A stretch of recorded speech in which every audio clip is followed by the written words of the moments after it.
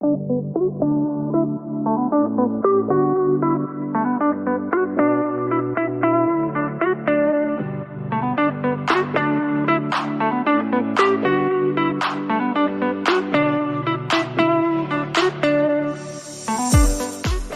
to the Chronicles of the Christian Drama Queen podcast. I am your host and the original Christian Drama Queen, Lisa Schaefer, and I'm glad that you are here. I can promise you that I know what it's like to think like a lover of Jesus, but live like a hot mess every day. And if you can relate to that, listen, you're in the right place, because everything from the craziness of homeschooling my kids for 25 years to overcoming deep wounds of abandonment and abuse as a child, I want you to stay with me, sister, because I've walked down all of those paths and a lot more, and I've got decades of healing and hope to share with you. So here we go.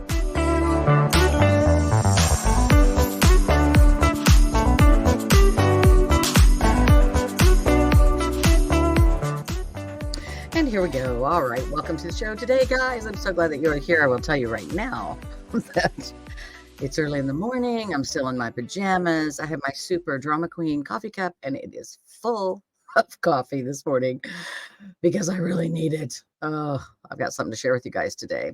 So I'm in the middle of doing my very first coaching course with just a handful of participants. And I'm so excited about what God is doing in the lives of other people, and that he's just, using me as a facilitator to walk down the same journey that I've walked down. So I'm just really blessed, really blessed. And I've really been it's just exciting to see God doing something. However, I'm going to take a drink of coffee right now.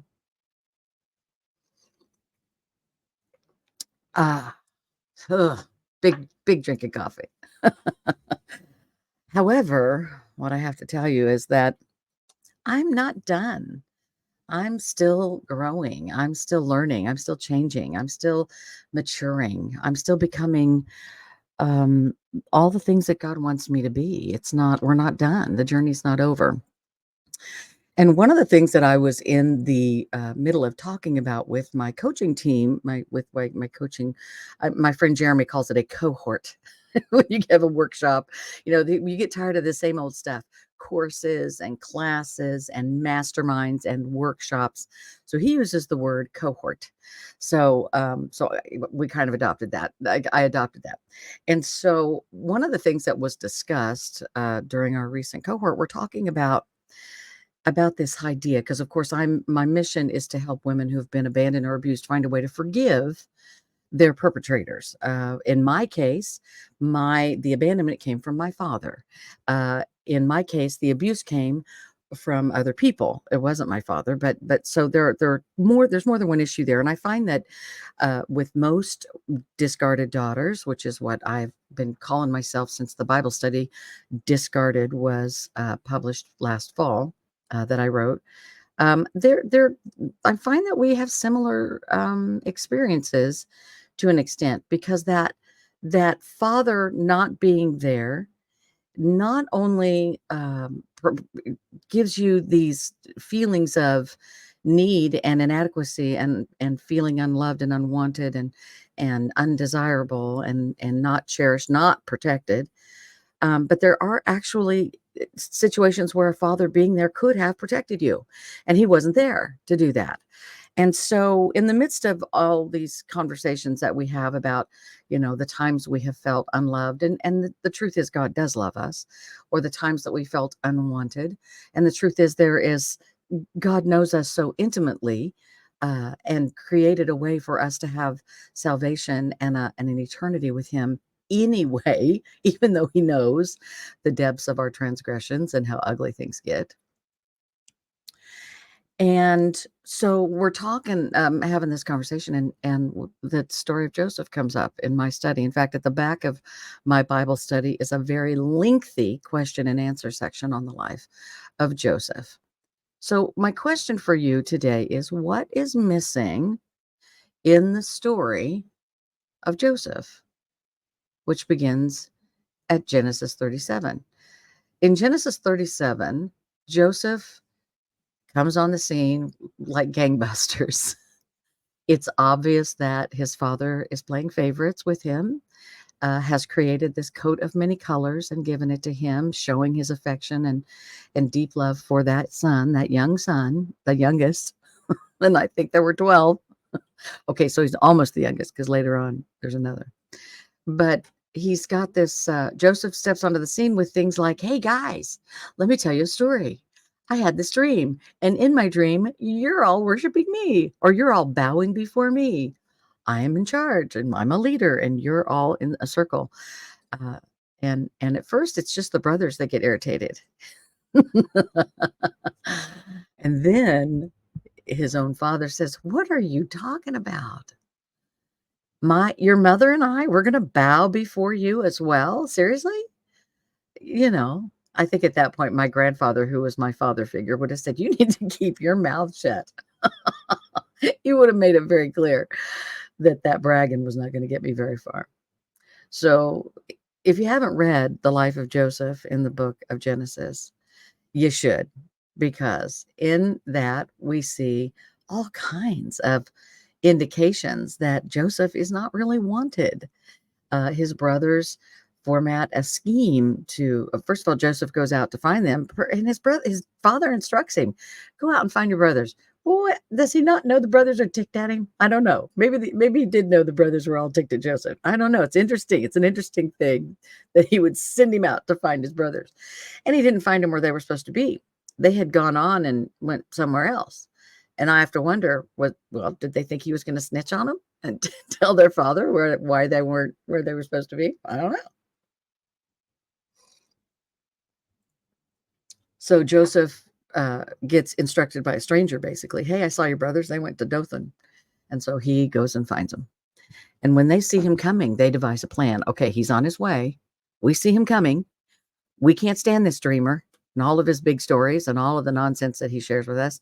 Let's kill him. So they plan to kill him.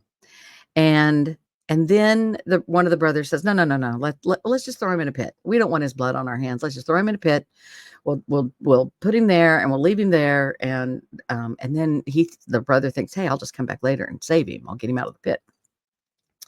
But while the big brother's gone, after they've all thrown him in the pit, they've torn his tunic, they've taken his coat of many colors, the prized possession and proof that his father adored him, and they have thrown him in the pit. And the big brother leaves, and the other brothers go, "You know what? There's a bunch of Ishmaelites coming this way. Maybe they'll buy him and we'll sell him and they can have him and he won't be our problem." And that's exactly what they do. So when the big brother comes back and Joseph's not in the pit, he thought he was going to save him later. No, the other brothers have sold him into slavery and he's gone. And he is taken off to Egypt and sold into the life of servitude for Potiphar, who works, he's like the administrator in town, right? And then it gets worse. If you keep going into the story, skip over the story of Tamar and go to the rest of the story of Joseph and what you'll find. And we will talk about Tamar. I will talk about that story. That's a very fascinating story to me. But then there's more stuff that comes, and poor Joseph is falsely accused. He's put in prison. He's forgotten while he's there, even though he's done something really nice for another prisoner. And what's missing from this story? What is missing from the story of Joseph? He's got all of these things that have come against him. He's thrown into a pit. His brothers sell him. They're calling him names. They mock him. They don't want him. It's obvious they don't want him. What's missing? Joseph never complains about his situation. Read through it. Read through the story. We don't once find him in a position where he's nagging and crying and whimpering, "Don't do this to me. Don't do that to me. God, why are you allowing this to happen to me?" We don't see any of that in the story of Joseph. Why do you think that is? Is it because it wasn't painful? Now, come on. If you had all those brothers and you were the youngest, you don't think it would be painful to be unwanted like that, to be mocked, to be called names, to be thrown into a pit, to have your most prized possession stolen by the people that are supposed to care about you? I think it would be painful. I think it would matter. So that can't be it. Why doesn't he complain? Is it because he doesn't think his complaints will do any good? Well, I don't know about you, but most of the time when I'm complaining, it's because I want somebody to fix it. If I was going to, make my promises, hey, I won't talk about my dreams anymore. I won't rub it in your face that I think you're going to bow down to me someday. And oh, by the way, he was right. I won't bring it up. I'll do whatever it takes to get out of this pit and go home to my father, who seems to be the only one that really wants me.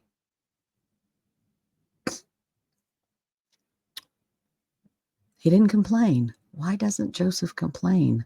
Why doesn't he cry out to God in the midst of all of that for help? Now, really, and honestly, he probably did. There's no record of it. There's no recording of it. But in the midst of a trial, those trials, one after another, falsely imprisoned, forgotten, thrown in pits, left for dead, sold, sold into the house of the Ishmaelites, who, by the way, were technically the enemies of the Israelites, which was Joseph's father's family. We don't hear him crying out for rescue. Have you ever wondered why he doesn't cry out for rescue? Listen, I've known a lot of people that have gone through really hard times.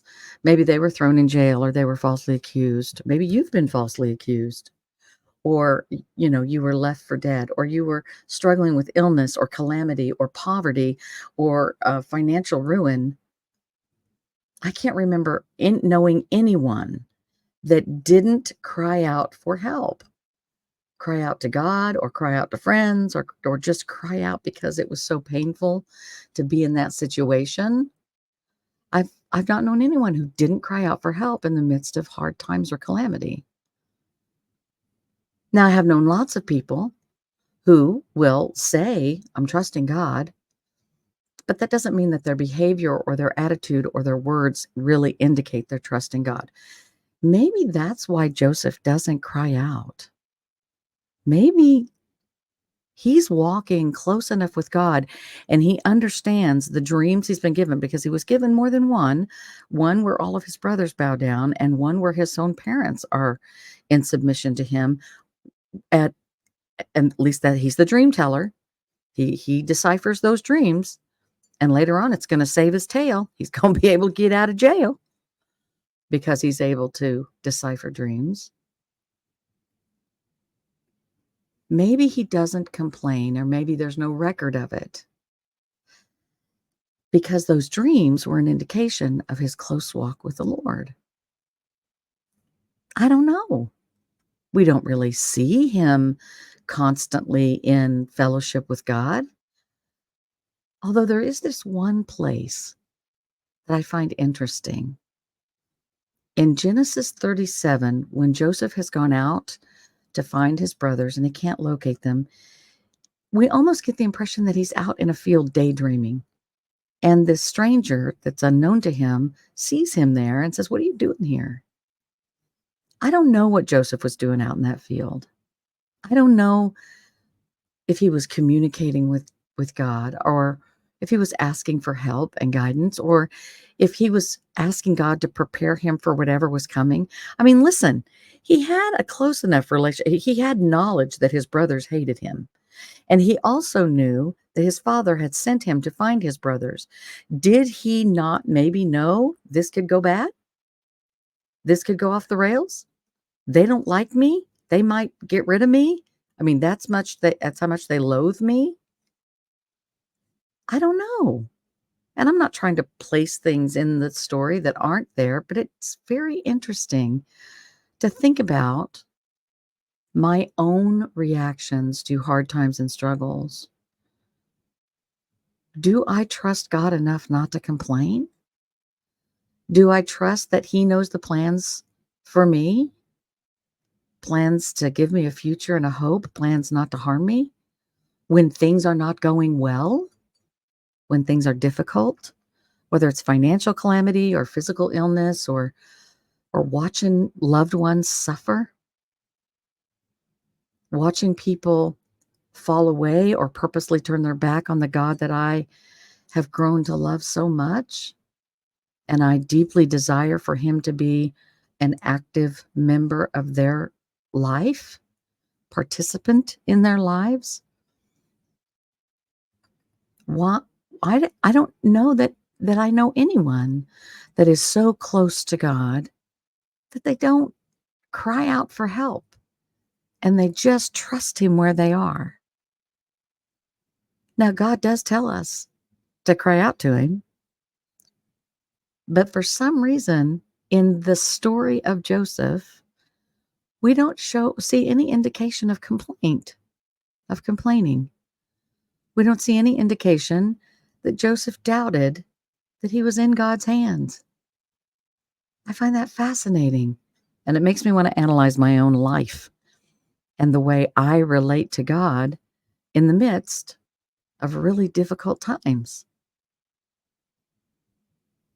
Do I exhibit the kind of faith that doesn't look like I'm whining or complaining or doubting that God's got me? How about you? And I guess that's going to do it for me today, guys. Thanks for joining me today on the Chronicles of the Christian Drama Queen podcast. I am your host, Lisa Schaefer. There are lots of ways to find me on social media. Of course, I'm on Facebook, and I'm also available on YouTube. I have my own YouTube channel. It's called Christian Drama Queen. You can go check out the videos of these podcasts right there on that YouTube channel. There's a website that you can go to just find out a little bit more about me. It's christiandramaqueen.com, and you can always email me, same place, lisa@christiandramaqueen.com. Don't forget to share me with a friend, guys. Like me, shoot me some hearts, fill out those comments, make sure that you've given me a rating or a review of some sort, because listen, the only way that other people find out we're here is for you to let them know that I'm here. And listen, we not only appreciate that, we really believe that God's going to use it. And you know I love you.